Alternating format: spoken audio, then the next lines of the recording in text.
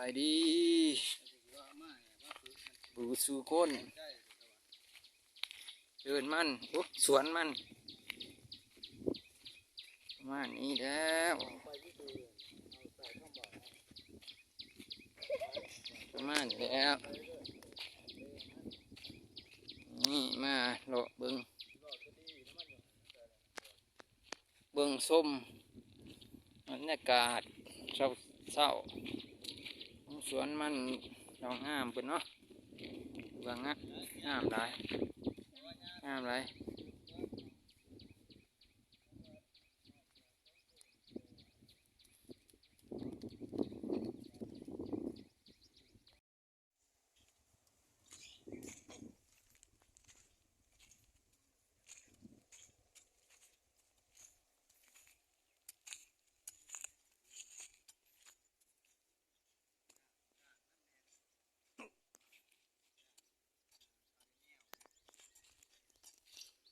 หญ้ามันต้น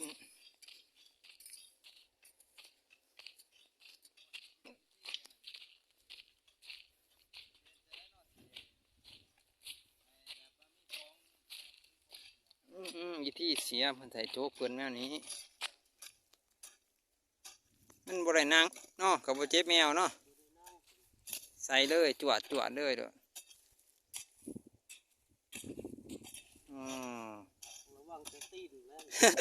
เปื้อบ่ได้เนาะเชียวบุเป็นเสียวซ่านเฉพาะมันบ่ถนัดไฟมันเนาะกับบ่ได้นั่งกะใส่จวดเลย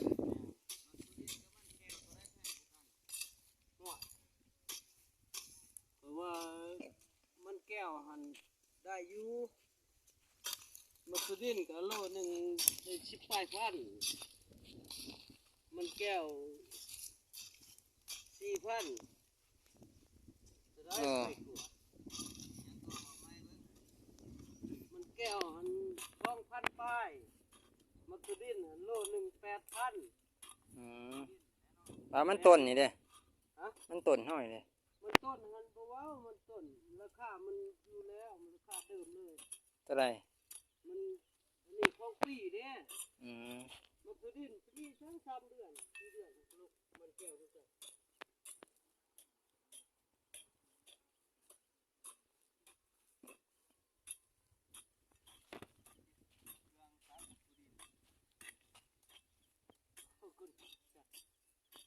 คนคิดเครื่องตัดบ่มันเกิดมีช้างเกิดแบบนั้นแน่เฮ็ดแบบในกระบังนี่มันมีดิบ่ใส่แห้งเนาะนี่เราเบิ่งบ่ได้ใน YouTube กันแหละผู้บ่สิเกี่ยวละไหนมันลง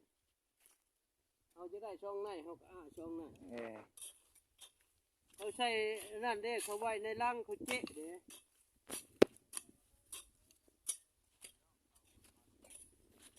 ใน YouTube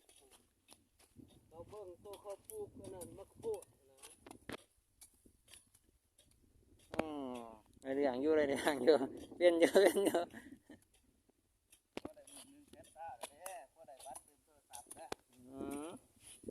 หาเงินเปลี่ยนแต่หาเงินเปลี่ยนนะเนาะ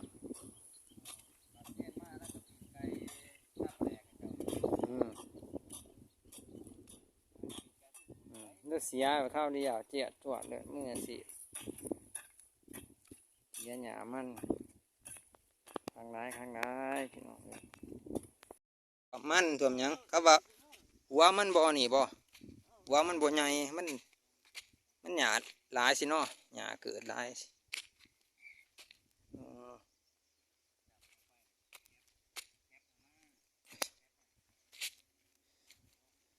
มันต้น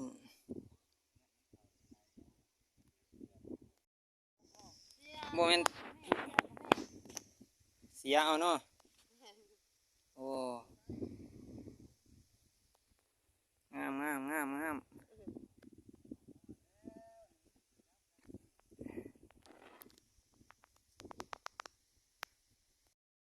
เบิ่งวิถีชีวิตของการในสวนมันดอกงามพี่น้องเอ้ย กวางควางขนาดสุดสายตาสวนมันเพิ่นโอ้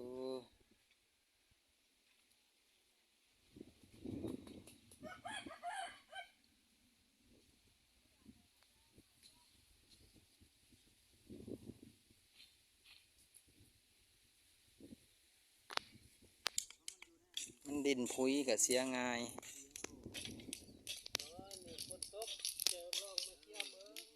ฝนตกนี่มันเหนียวแม่นบ่ติดตีนติดอหยังเนาะติดจกติดดัวเดะเปะปะนะอันนี้ว่าแห้งนะ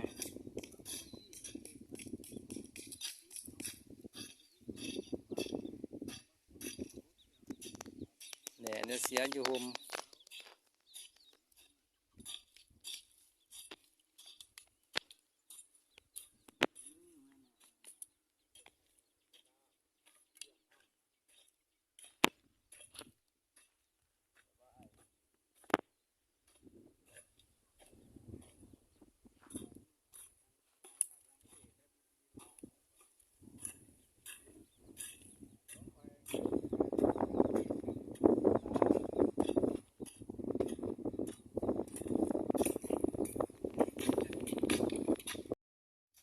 ทำได้บ่ายพี่น้องเอ้ย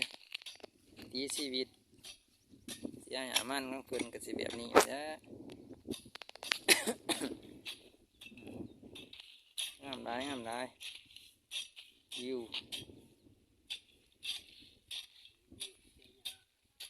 เจียหยามันเจียมันต้นบูดูบ่ได้ไรมาเอาเมียแถวนี้เนาะนอนตื่นสวยนี่ผู้ดีแด้แม่เฒ่าแม่เฒ่าไล่ลงเพื่อนนั่นแหละนี่ เออคล้ายๆว่าปากซองเนาะปากซองเรางามจังสิพวกตรงไหนอยู่ตรงกลางว่าในเฮ็ดรู้แน่แล้วก็เจอเดี๋ยวเนาะมาเอาเมียเดี๋ยวนี้ไรถือสากระเบื้อเขาเลยทีไหนวะ ดีลุกหรือบ่ลุกไม่เท่าว่ะไรแน่นะ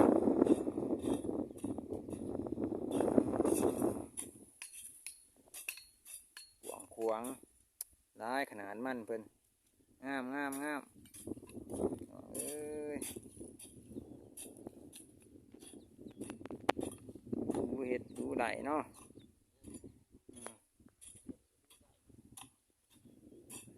เห็ดกับบุ้มีกิน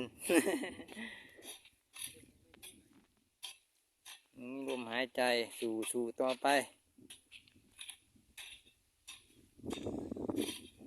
กำลังกาย